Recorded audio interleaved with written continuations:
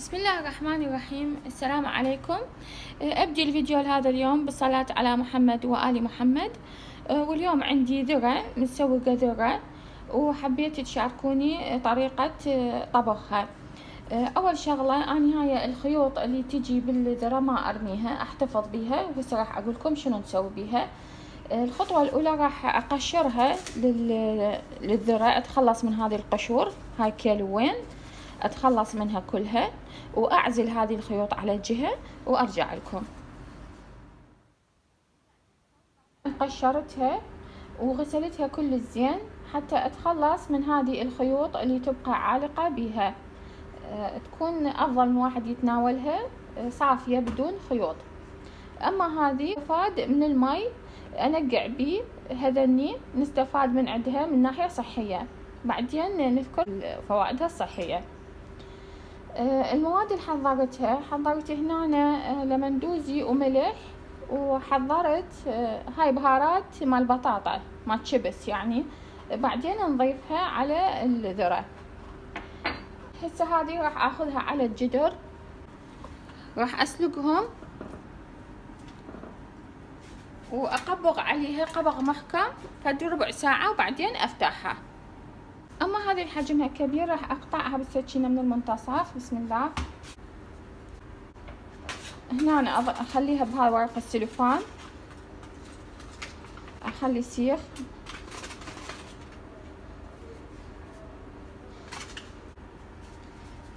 اضيف لها زيت زيتون شوية،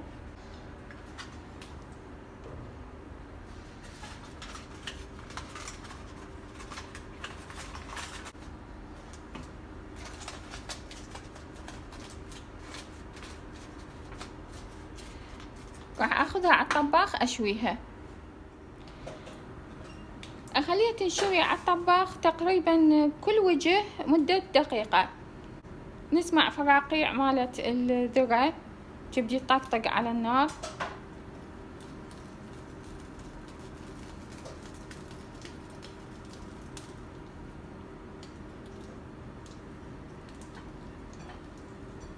احاول افرها حتى لا تحترق.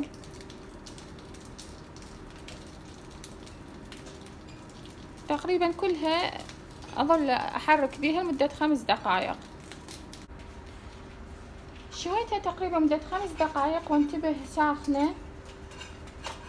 افتحها،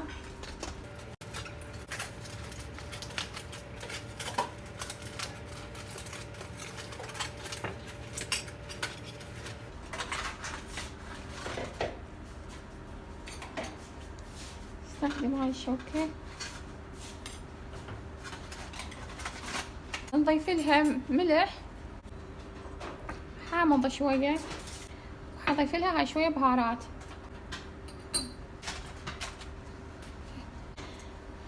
هسه هاي اول طريقة جهزت عندي. هني على الساعة اشوف تاخذ دقيقة، واقلبها على جهة ثانية. حاولتها بهالشكل، اخلص الجهات الاربعة. هاي الثانية ايضا استوت، وراح اضيف لها نفس الشي، بعدين اثبت لها هذا سيخ صغير بهذا الشكل. بعد مرور ربع ساعة هاخذ الاثنين الكبار هذني. بسم الله. هذه وحدة،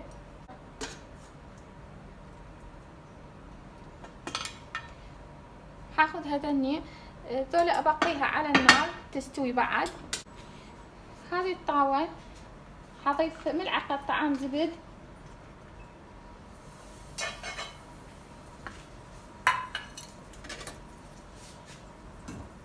واخلي الذرة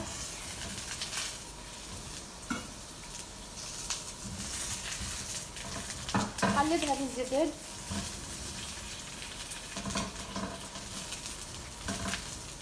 مستوية هي، بس تاخذ تحميصة خفيفة، تاخذ طعم الزبد،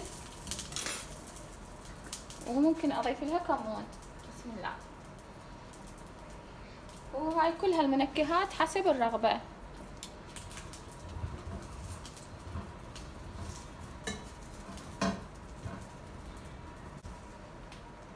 أنا أيضا جهزت، راح أضيف لها الشيش بهذا الشكل. هذه أصناف الذرة اللي عملتها اليوم. هنا سلقتها وبعدين شوية قلبتها بالطاوة مع الزبد وضفت لها شوية ملح وكمون. وهذا الصحن شويتهم بورق السلوفان وضفت لهم بهارات مالت الشيبس وملح طبعا. وهنا أنا مجرد سلقتها سلق خفيف وضفت لها الملح ويا الماء بعد ما نسلقه، وممكن ننثر عليها بعد ملح حسب الذوق. واهم شغله حتى تستوي الذره، اني اشتريها اول ما تنزل بالسوق، تكون طريه. بعد فتره تبدي تيبس، يعني ما ينفع انه اشتريها واسلقها بالبيت. اعتقد ياخذوها يعني يفلسوها ويحولوها شاميه. يعني اللي تستوي بالبيت هي بس اول نزلتها بالسوق. هاي اني اللي مجربتها، يعني بعدين تكون يابسه يعني حتى لو نخليها فترة هواية على النار ما تستوي. هسه راح ننتقل شنو نستفاد من الخيوط اللي تيجي ويا الذرة. فوائد الخيوط اللي تيجي ويا الذرة اللي قد يكون اسمها عند أهل الأعشاب كفشة الذرة. أكثر شيء احنا نستخدمها مفيدة للكلى، يعني اللي عندهم التهابات. هنا نظفت المي مالت الذرة نفسه اللي سلقت بيه الذرة، خليته هنا وضفت عليها هاي الخيوط. انتظرها تنقع بيها فترة او انطيها فورة بسيطة على الطباخ. وطبعا هاي كميتها هواية بالنسبة لهاي الجدرية، ممكن ضعف هذا المي مع هذه الكمية. وممكن مي الذرة كله نستفاد منه ما نرميه، بس يكون زايد عن الاستعمال، ما احتاجه اني بهالكمية كلها. هذا هسه راح اصفيه فترة ينقع، او قلت لكم افوره على النار. يفيد كل الزين للكلى. وايضا اطلعت بالنت حتى اتاكد من معلوماتي، اكتشفت انه حتى يفيد المفاصل. فانا يعني مو طبيبة اعشاب، بس متعودين الذرة من نشتريها من المحلات، هذا افوره واستفاد من المي مشاكل الكلى. بس يعني اكتشفت ايضا انه هو يفيد المفاصل، وطبعا بفوائد اخرى عديدة، بس انا مو بصددها لانه يعني مو خبيرة اعشاب. مجرد انه الشغلة اللي متعلمين عليها متعارفة من يعني اجدادنا، انه نستفاد من هذه الخيوط الامراض الكلى وما إلها علاقة بالكلى. وايضا بها فوائد للمفاصل. فهاي أنا ما أرميها، هسه راح أصفيها وأتناولها بهذا المقدار البسيط. أشربها يعني كدواء، ممكن على مرحلتين ينشرب، ما بي مضار جانبية إن شاء الله.